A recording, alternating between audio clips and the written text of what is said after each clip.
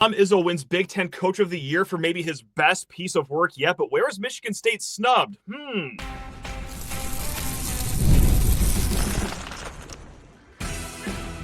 You are Locked On Spartans, your daily podcast on the Michigan State Spartans, part of the Locked On Podcast Network, your team every day.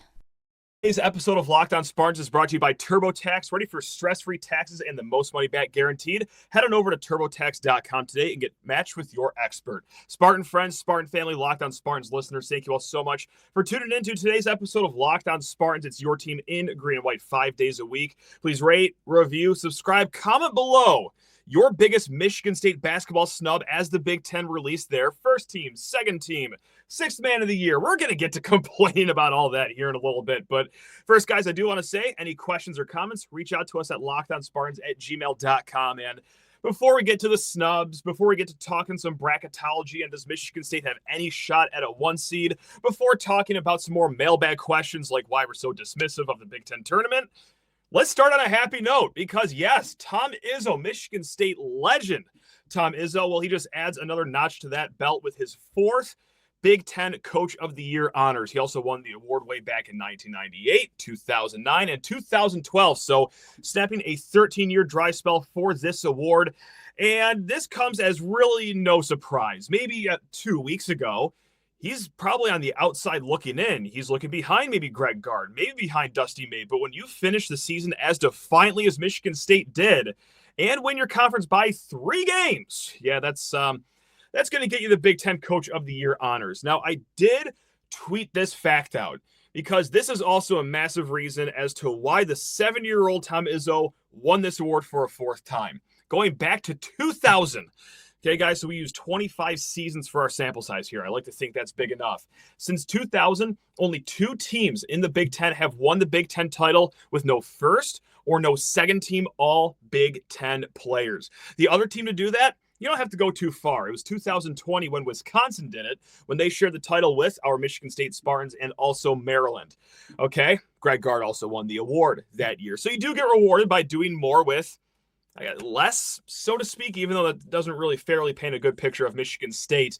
But I found it pretty odd, too, that even back in 2002, when there was a 4-way tie for the conference title, all 4 of those teams had at least one player on the first team. So again, no Michigan State player on the first team. We thought that maybe Jase could pop up on the second team. Not the case, though. He got third-team honors. Jaden Akins got third-team honors just for the coaches and not the media.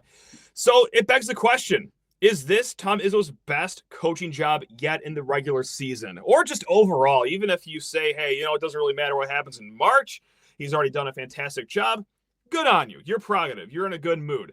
But let's go back because he has 11 of these titles. Like, this isn't, like a rare instance where Tom Izzo wins a Big Ten title. No, he's done this thing 11 times.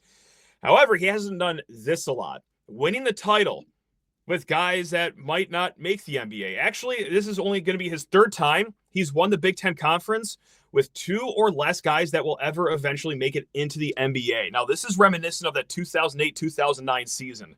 One of those years with just 2 NBA players. One of them was Draymond Green.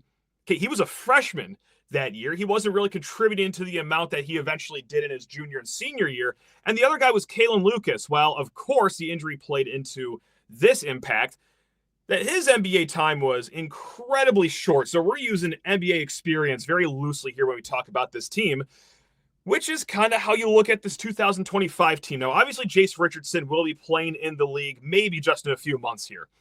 Hope I'm wrong. Hope he comes back, but he's most likely out of here.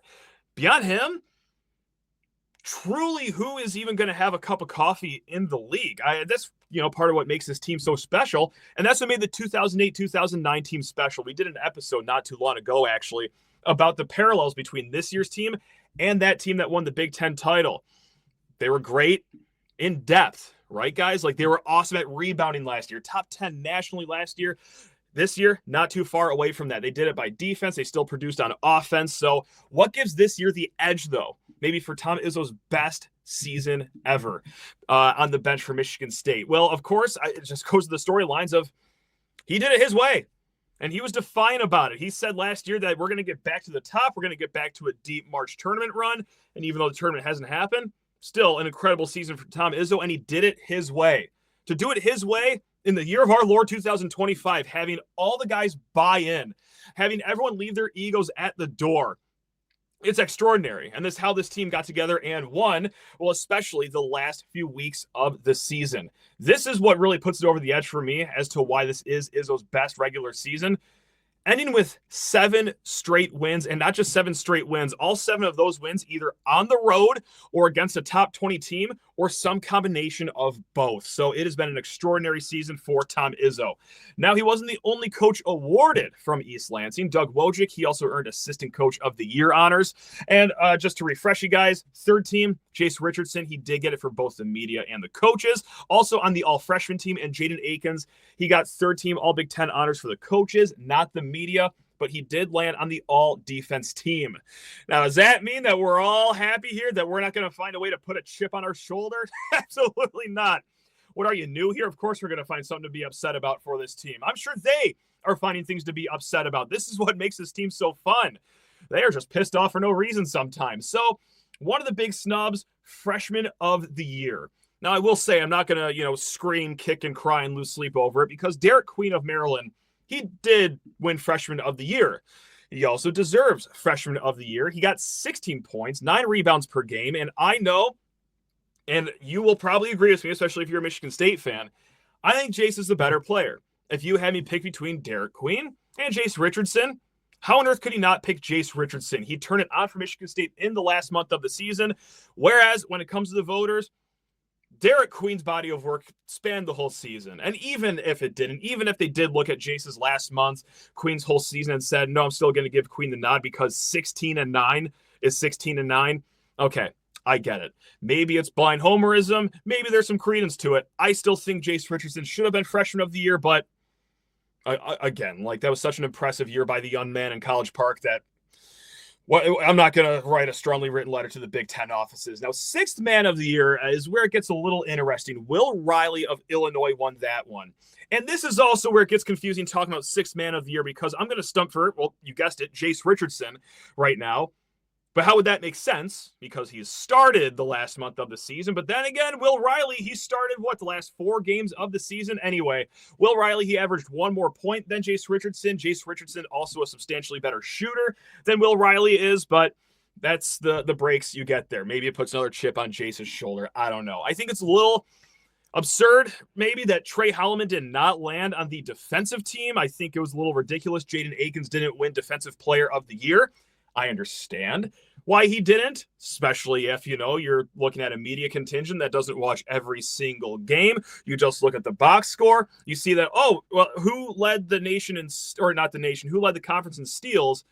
Oh, Ace Baldwin Jr. Okay, yeah, sure. I'll just vote for him for Defensive Player of the Year. I think there's a lot more nuance to that. I think Akins took away so many top-level players from the other teams. We've talked about it ad nauseum on this show, that they don't win this banner, especially by 3 games, if not for Jaden Akins, not because of what he did offensively, which was very up and down, but defensively, every single night he's taken away the other team's top wing player or top guard. So yeah, that is one that I will shed a few tears over. Also, no Trey Holloman for the Sportsmanship Award. That one went to Nick Sanders of Michigan State. I don't get it. Just a few weeks ago, he was wishing that Iowa kid a happy St. Patrick's Day, if I read his lips correctly. And just on Sunday, he helped 2 Michigan players find a place to stand during senior day. I thought that was very sportsmanlike of him. So I don't get it. Again, I will acknowledge that it's kind of ridiculous to talk about snubs, especially after the whole season of talking about what makes this team special is how deep they are, how it's never really just one player's night. You can count on so many players, and, that's ultimately what gets you on these teams, by being consistently the star night in and night out. But again, this is Michigan State. We like chips on the shoulder. We like being pissed off for greatness. And it's also a little ridiculous to say out loud that for a team that just won a great conference by 3 whole games, that it netted out with just obviously the coach of the year, but player-wise, just 2 third-team guys and 1 all-defensive guy. That's a little bizarre, but such is life in the new 18-team Big Ten, I suppose, even though UCLA, USC, Washington, and Oregon didn't really have high representation, but whatever. All right, guys, we're going to talk bracketology here in a hot second. Does Michigan State have any shot at a 1 seed? Don't take it from me. I reached out to the top bracketologist out there, and he gave us some great answers. But first, need to talk everyone's ears off about TurboTax. Now, guys, I get it.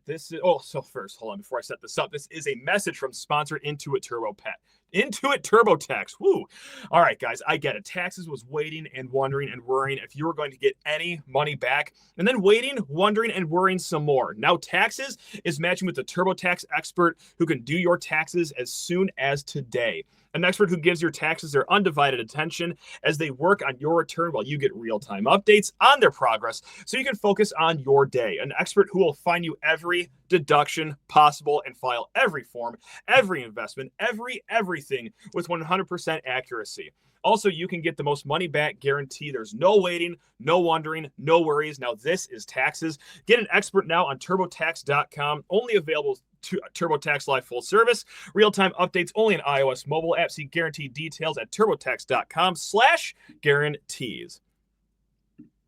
Talking Spartan hoops yet again, and just a reminder for all the listeners, especially if you're a new listener or viewer out there, we do talk about football here and there, but who could possibly care at a time like this? Maybe tomorrow we'll get to a few mailbag questions that did have to do about football, but basketball is so hot in the streets right now that, we're going to keep the conversation with the round ball right now, and we're going to look at bracketology. And oh my God, guys, I know I've said it maybe 6-7 times in the last few weeks, but how awesome is it to do this season as opposed to the last few years where, oh my God, it's the first week of March, and are we even going to make the tournament? Do we need to win 1 or 2 Big Ten tournament games to solidify where we're at? Or also, too, when you're looking at bracketologies, like last year, same time, this year, you're looking at it, okay, one bracketologist has you as a 7 seed. Okay, that's fine. We'll manage with that. Another one has you in the first 4 games in Dayton. Like, there was so many different projections for Michigan State all over the map, whereas there is zero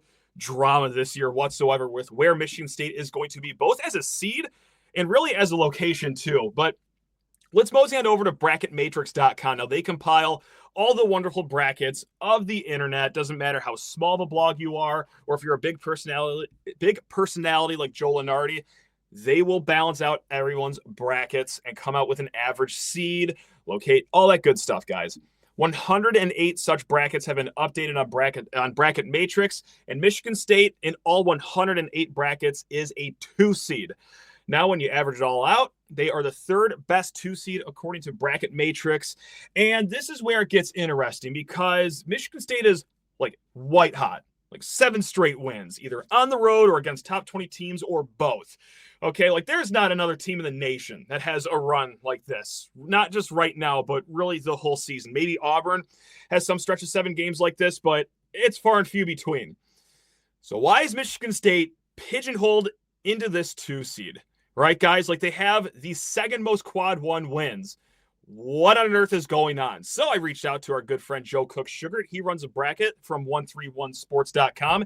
Always in the top 5 of the Bracket Matrix. He is some of the best to ever do it. I asked him 2 questions. The first question I asked, why isn't Michigan State considered a 1 seed despite having the 2nd most quad 1 wins and no Q3 or Q4 losses? And he said, well, quadrant-based performance is important. The other high-level heuristics the committee leans on, such as, resume grading averages like KPI, SOR, WAB, and also predictive metrics like KP, Bart Torvik, BPI do not love MSU. So it's also a little bit of computers working against Michigan State too. They average outside the top 10 in predictive metrics. So if they're going to move up to a 1, they not only need to win the Big Ten tournament, they need to demolish everyone in their path and have 3 of the 4 teams of Florida, Bama, Tennessee, and Houston take a tumble.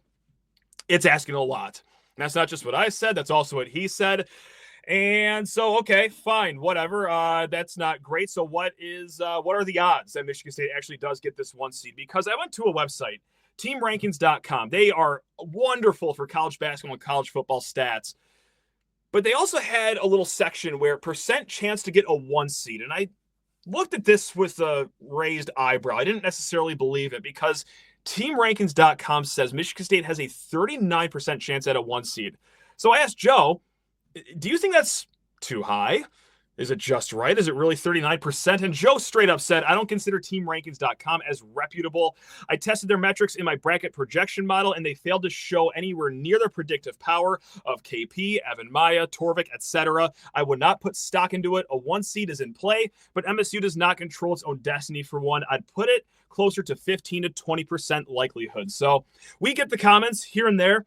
Whether it's on YouTube, whether it's email, like, hey, why aren't you guys talking about Michigan State running for a 1 seed? It's that. And it's really unfortunate because any other year, Michigan State would be in a pretty good position to land one of these 1 seeds. It's just the SEC. Well, you talk about a top-heavy conference. I mean, I shouldn't say that. The entire conference is good at basketball, but the top of that conference, whoo, they got some heavy hitters over there. Houston, once again, not slowing down anytime soon as they throttle towards March. And it's tough for Michigan State. Now, it's even tough for Michigan State to get off this third best 2 seed, because if you work your way up to like that number 1, 2 seed, like our conversation that we had with Joe Cook-Shugart not too long ago, he said that, well, they wouldn't pair the number 1 overall seed, which would assume Auburn at this point. That's what FanDuel's telling you, at least, that they're minus 250 right now to get the number 1 overall seed. But anyway, they wouldn't put the number 1 overall seed with the top number 2 seed.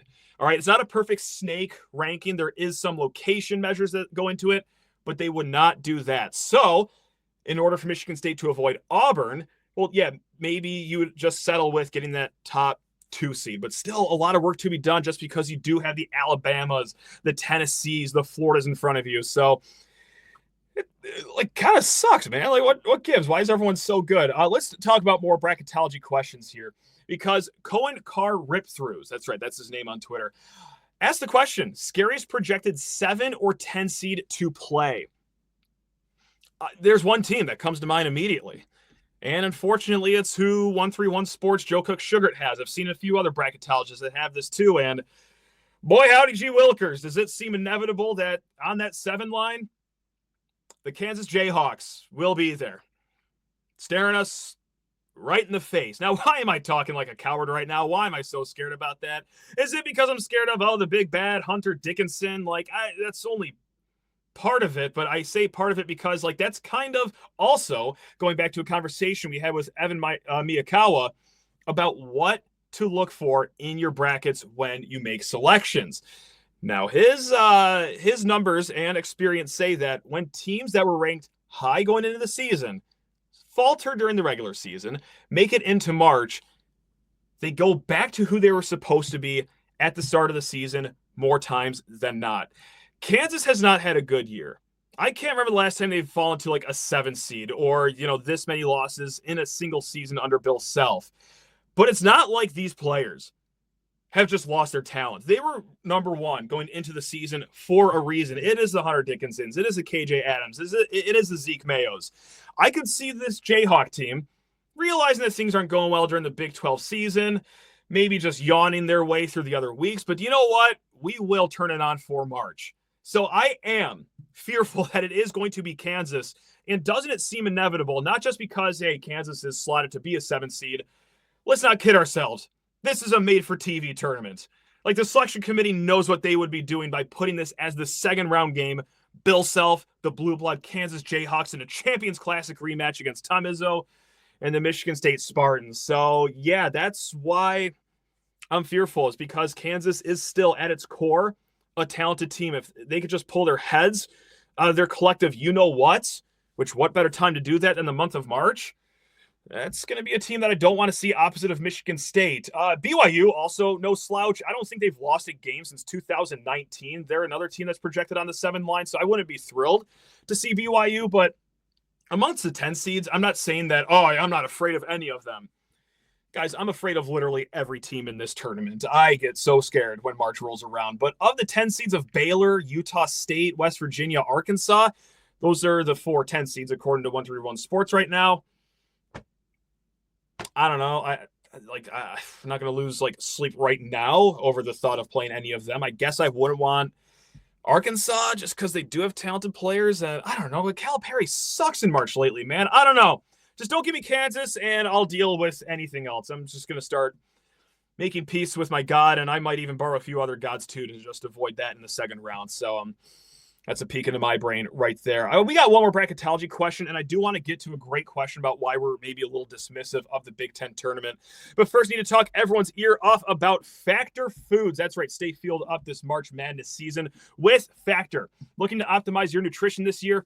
Factor makes eating well easy with chef-prepared, dietitian-approved meals that are fresh, never frozen, and ready to heat and eat in just 2 minutes. With 40 options across 8 dietary preferences each week, you can customize your meals to fit your lifestyle, whether it's Calorie Smart, Protein Plus, or Keto.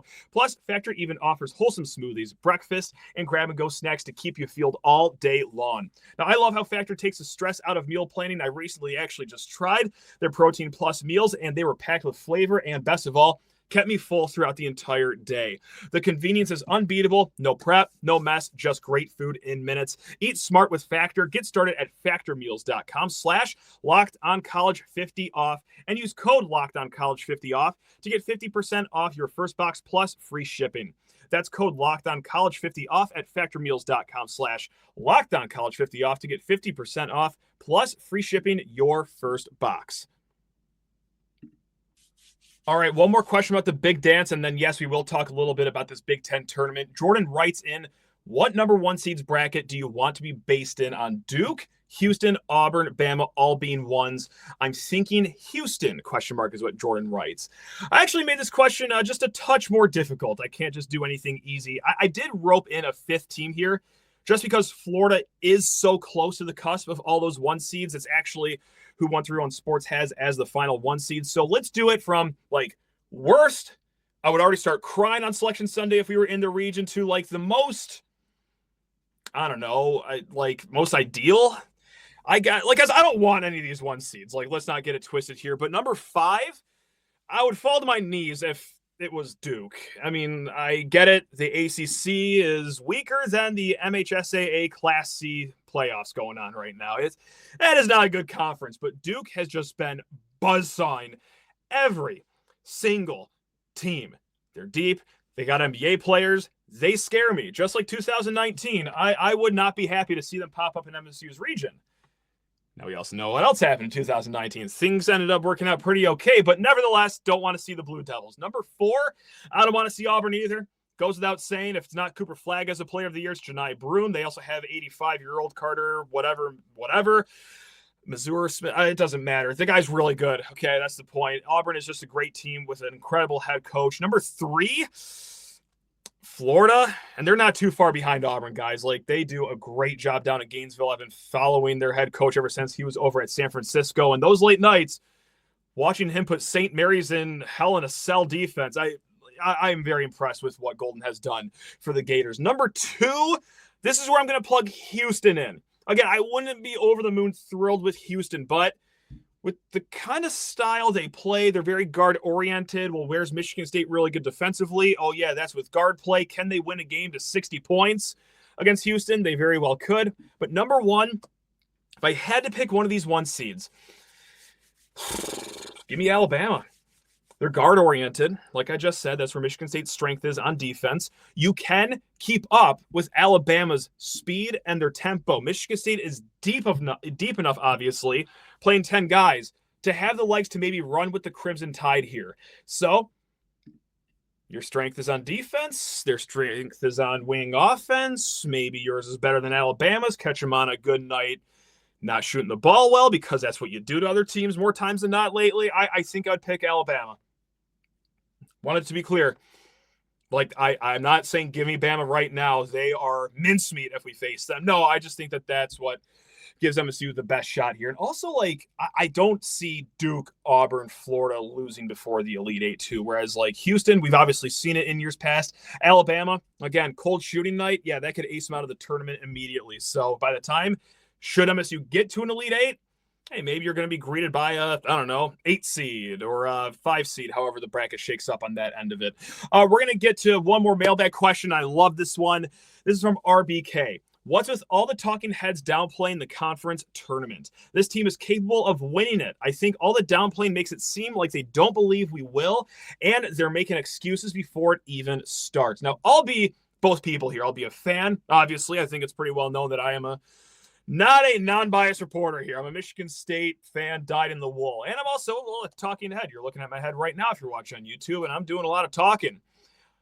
I am also not one of these people that are doing this, like talking dismissive about the Big Ten tournament because I don't think they're going to win it and I'm just protecting it, like protecting my emotions. No, I think Michigan State not only can win the Big Ten tournament, but if I had to pick a team that will, I am going to go with Michigan State. Obviously, with how hot they're playing, their side of the bracket is a little easier than what's going on the other side of the bracket with your Purdue's, your Illinois, your Maryland's.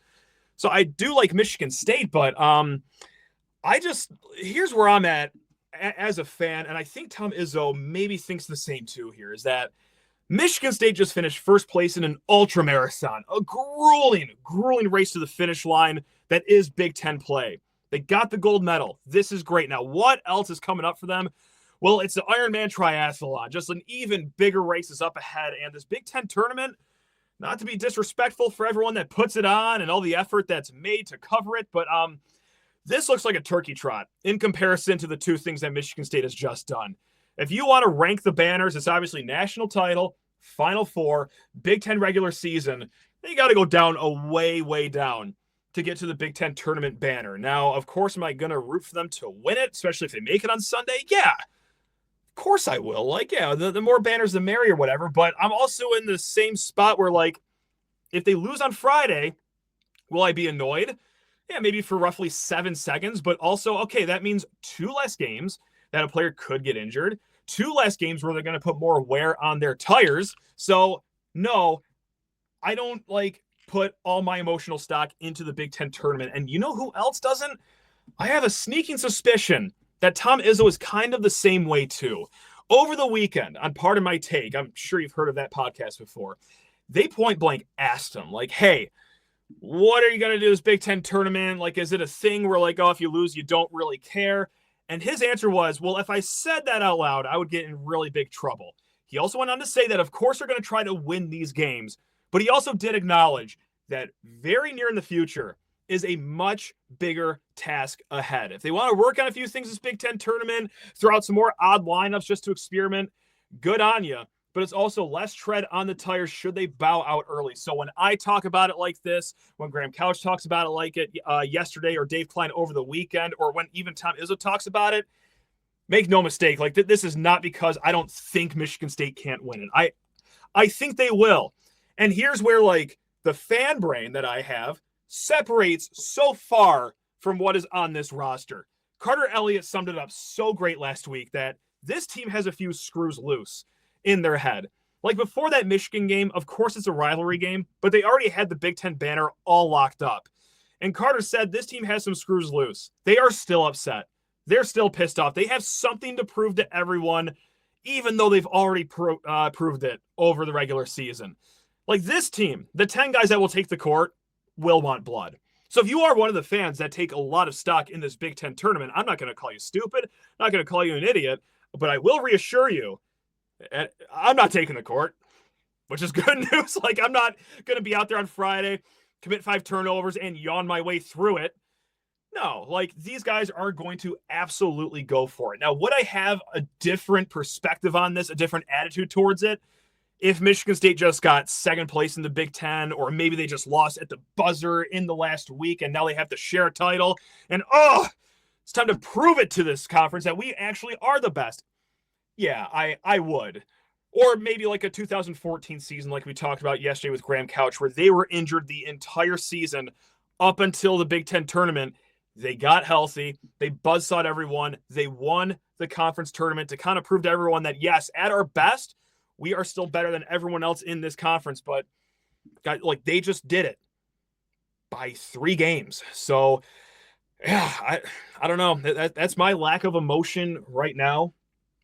I'll say it for the 15th time this week. I know full well when this game tips off on Friday, I will want to see this team win because I just can't be wired any differently. But yeah, after the game, if they lose to Oregon or Indiana, sure, annoying, but my God, that's 80 less minutes of tread on the tires before something that is really important coming up. So love the question because, yeah, we have been talking very dismissive about the Big Ten tournament in the last few episodes, but just wanted to hopefully clarify where I kind of stand on all this. All right, guys, we will be back tomorrow. If you're not tired of Big Ten tournament talk just yet, well, I got great news for you. We talked with Kent of Casual Big Ten on tomorrow's show. We actually spent the first segment talking about how this is Michigan State's to lose, how they will be the favorites. We also talk launch shots, middle of the road shots. It's going to be a great chat with our guy over there at Casual Big Ten. But until then, take care of yourselves. Love you all. Go Green.